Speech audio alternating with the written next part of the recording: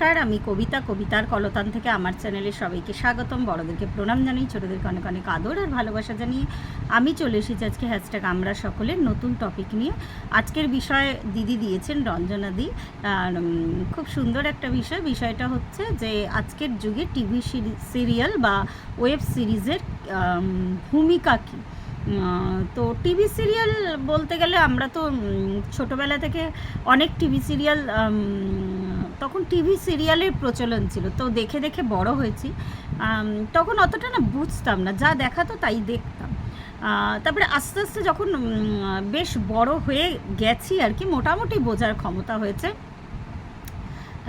তো আমি নাম করতে বাধ্য হচ্ছি আর কি, যেহেতু নাম না করলেই নয়। হিন্দি একদম মানে টিভি সিরিয়ালের জগতে আমি আপামর মানে ভারতবর্ষের আর কি কথা বলছি, তো পুরোপুরি চেঞ্জেস এনেছিল আর কি, যে ওই 2000 সালের আশেপাশে থেকে আর কি একতা কাপুরের সিরিয়ালগুলো পুরোপুরি মানে বেশ অন্য ধরনের। তখন মানুষের মধ্যে মানে একটা ব্যাপার ছিল, মানে দেখতেই হবে মানুষের মধ্যে, মানে আমার মধ্যে আর কি। তখন মোটামুটি বড় বোঝার ক্ষমতা হয়েছে অ্যাটলিস্ট। তো তখন দেখতাম মানে যুগের কিভাবে পরিবর্তন হয়েছে, সাজগোজ প্রত্যেকের, মানে সে তখন না মানুষ, আমরা এটা মানে মনে করতাম এমন কিছু সিরিয়াল হতো, ওই কুমকুম, কসৌটি জিন্দেগি কি, কাহানি ঘর ঘর কি, সাসবি কবি বহুতি, তো এই ধরনের ওই ডেলি সবগুলো ওই দেখে না মানুষের সাজগোজ করতো। মানুষে কেন মানে আমাদের প্রত্যেকেরই মানে ওই ধরনের একটা বেশ ইন্ডিয়ান লুকস আর কি, ওই সাজগোজের ইচ্ছা হতো তখন আর কি, ওরম দেখে দেখে।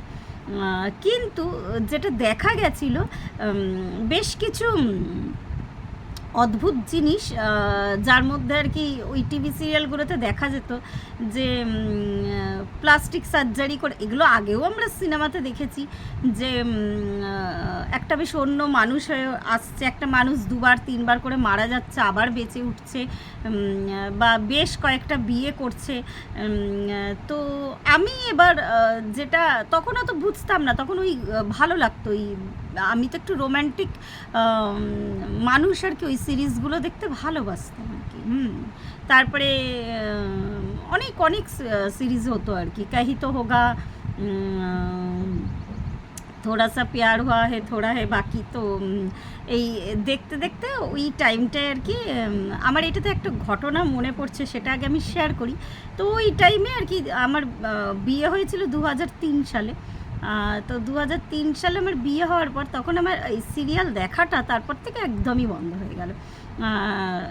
মানে টিভি ছিল, আমার ঘরেই টিভি ছিল, কিন্তু সেটাতে না আমি আমার পছন্দ মতো কিছু দেখতে পারতাম না। সেটাতে মানে আমার মানে আমি বললেও আর কি হয়তো অনেক রাত্রি আমার ইচ্ছা হলো আমার পছন্দ মতো কিছু দেখতে, কিন্তু আমি দেখতে পারতাম না, এরম ব্যাপার ছিল। তো যাই হোক, তখন না মনে একটা খুব দুঃখ হতো যে আমি দেখতে পারতাম না তখন। তো ওই যে দেখা ছেড়েছে আমার, ওই ব্যাস ছেড়েই গেছে। তারপর থেকে আমি সেইভাবে টিভি সিরিয়াল দেখি না। তারপরে ওয়েব সিরিজ হলো, সেই ওয়েব সিরিজও এখন তো মানে পরপর দেখা যায়, আমাদের হইচই, তারপরে ওই নেটফ্লিক্স, বিভিন্ন ইয়ে আছে।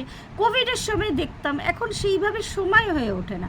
যখন আমি সময় পাই সেটা অনেক রাত্রির 1টা-1.5টা বেজে যায়, কিন্তু আমার না ওই টাইমটা দেখা হয়ে ওঠে না।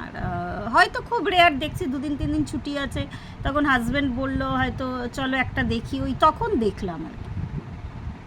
তো এখন আর সেইভাবে, আর এখন ওয়েব সিরিজগুলো যথেষ্ট জনপ্রিয়। কোভিডের সময় থেকে অনেক মানুষ আর কি, আমরা তখন প্রচুর দেখেছি আর কি। তখন তো আর কাজ ছিল না যে সকালবেলায় উঠে অফিস বেরানোর তাড়া, বা স্কুল পাঠাতে হবে, বা আমাকে টিউশনে যেতে হবে, সেরকম কোনো ব্যাপার ছিল না। তাই জন্য যথেষ্টই তখন দেখা হয়েছে। এবার আসি ভূমিকা কী। ভূমিকা আমি বললাম যে আমরা ওই জীবনটাকে না তখন অনুকরণ করার চেষ্টা করতাম, কিন্তু বেশ কিছু আজগুবি জিনিস দেখাতো, যেটা বললামই, আজগুবি নয় হয়তো, মানে হয় হয়তো এই ঘটনা, কিন্তু এমন নয় যে খুব ফ্রিকুয়েন্টলি দেখা যায় যে ওই ধরনের সমাজ। কিন্তু যত যুগ পাল্টেছে আমরা কিন্তু এখন দেখতে পাচ্ছি সমাজটা কিন্তু এখন ওই ধরনেরই হয়ে যাচ্ছে। এবার আমি বলবো দুটো জিনিস, একটা হচ্ছে সমাজের থেকে অনুপ্রাণিত হয়ে এই সিরিজগুলো করা হয়, বা সিরিয়ালগুলো করা হয় ভাইস ভার্সা আর কি। কিন্তু আমার মনে হয় যত দূর বেশিরভাগই একটা মানুষ মানে খুব ফেক জিনিস তো হয় না, মানে তাহলে পুরোটাই কল্পবিজ্ঞানের গল্প হতো, পুরোটা তো ওই জিনিস সায়েন্স ফিকশন তো পুরো মানে ওই প্রত্যেকটা ওয়েব সিরিজে তো ওই ধরনের হয় না। আর যেটা আমরা দেখি আমার মানে একটু অবশ্যই মশলা বা রং লাগানোই হয়, না হলে তো চলবে না, কিন্তু বেশিরভাগই সমাজ থেকেই নেওয়া হয়। আমি দেখলাম কিছুদিন আগে একটা ওয়েব সিরিজ দেখেছি আমি, কর্ণপিশাচ না কি যেন নাম,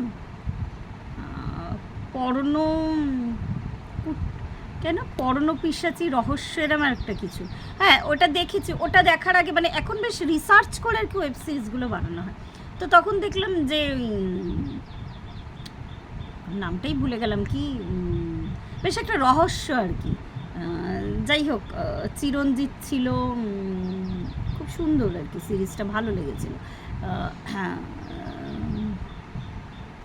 তো যাই হোক ওই ওয়েব সিরিজগুলো মানে দেখলাম যে হ্যাঁ, যেটা আমার বলার কারণ, দেখার আগে আর কি দেখলাম যে ওটার জন্য নৃসিংহপ্রসাদ ভাদুড়ির কাছে গিয়ে আর কি তার মতামত জানানো হচ্ছে আর কি।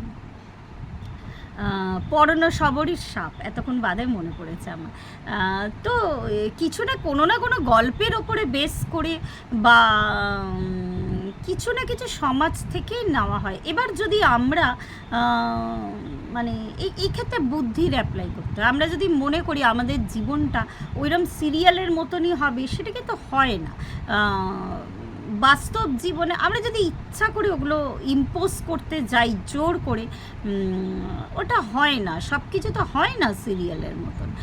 দেখতাম খুব সেজেগুজে, মানে তখন খুব অবাক লাগতো দেখে আর কি, গা ভর্তি গয়না পরে শাড়ি পরে সুন্দর মানে সেজেগুজে মানে মহিলারা ঘুমিয়ে আছে, ঘুম থেকে উঠছে, তো ওই রকম তো খুব সাধারণ মানুষ, আমাদের জীবনযাত্রা তো ওইরকমভাবে চলে না। তো ওই সেই ক্ষেত্রে বুঝতে হবে যে কি করলে আর কি হয়। আর 2 নম্বর ব্যাপার, এগুলো আমরা দেখে আমরা কিছুটা সাবধানও হতে পারি। ওই যে বললাম, কোনো না কোনো সত্যি ঘটনা, কোনো না কোনো গল্পের লেখকের গল্প থেকেই কিন্তু বেসটা থাকে। তো আমরা যদি এগুলো দেখি, এমন নয় যে ওই যে বললাম যে জিনিসগুলো আমাদের অ্যাডপ্ট করার, সেগুলো আমাদের ওই উইজডমটা রাখতে হবে আমরা কোনটা অ্যাডপ্ট করব। ওই দিদি বারবার বলে আর কি, সাবধান India, police file, crime petrol, এগুলো দেখে কিন্তু অনেক সময় মানুষের চোখও খোলে যে এইভাবে কিন্তু ক্রাইম হয়, বা এই জায়গা থেকে বিপদ থাকে, এই জায়গাগুলো আমার এড়িয়ে চলা উচিত। তো আমি বারবারই বলবো, অবশ্যই সমাজের উপরে প্রভাব ফেলে, সমাজ থেকেই নেওয়া হয় গল্পটা, আবার সমাজের উপরেও প্রভাব ফেলে। কিন্তু আমি আমার জীবনে যদি এই মানে এইরকম হয়তো কোনো ক্রাইম পেট্রোলে দেখানো হচ্ছে একটা কিডন্যাপ প্ল্যান, হয়তো তো কিডন্যাপ প্ল্যানটাকে দেখে যদি আমি এইটা শিখতে পারি যে এইভাবে আমি বিপদের মুখে, যদি এরম পরিস্থিতি হয় তো আমি কিভাবে বিপদ থেকে বাঁচবো। কিন্তু এইভাবে যদি কেউ অ্যাডাপ্ট করে যে আমি কিভাবে কিডন্যাপ করব, আমি দুটোই হয়, কিন্তু আমি সিরিয়াল থেকে প্ল্যানটা নিলাম, তো দুটো জিনিসই হতে পারে। তো ওইটাই বললাম, ওইখানেই আসছে আর কি, কজে থাকো, কে কিভাবে কোন জিনিসটা কার মনে স্ট্রাইক করে, বা কে কোন চোখ দিয়ে জিনিসটাকে দেখে, এটা সম্পূর্ণভাবে তার ব্যাপার। তো আজকে এই পর্যন্তই রইল। প্রত্যেকে ভালো থাকবেন, পরিবারের সকলকে ভালো রাখবেন। আর আজকে আমার ব্লগের থ্রুতে আমি জানিয়ে দিই, যদিও তাকে পার্সোনালি আমি জানিয়েছি, আজকে শাড়ি আন্টির বার্থডে। শাড়ি আন্টি আমাদের সাথে ছিল, এখনও আছে, যদিও এখন ভিডিও দেয় না। তো আমি ব্লগের থ্রুতে একবার হ্যাপি বার্থডে জানিয়ে দিলাম। শাড়ি আন্টি খুব ভালো থাকো তুমি, আমি জানি তুমি ব্লগ আর এখন দেখো না, তাও আমি জানিয়ে দিলাম। ধন্যবাদ। প্রত্যেকে ভালো থাকবেন, পরিবারের সকলকে ভালো রাখবেন।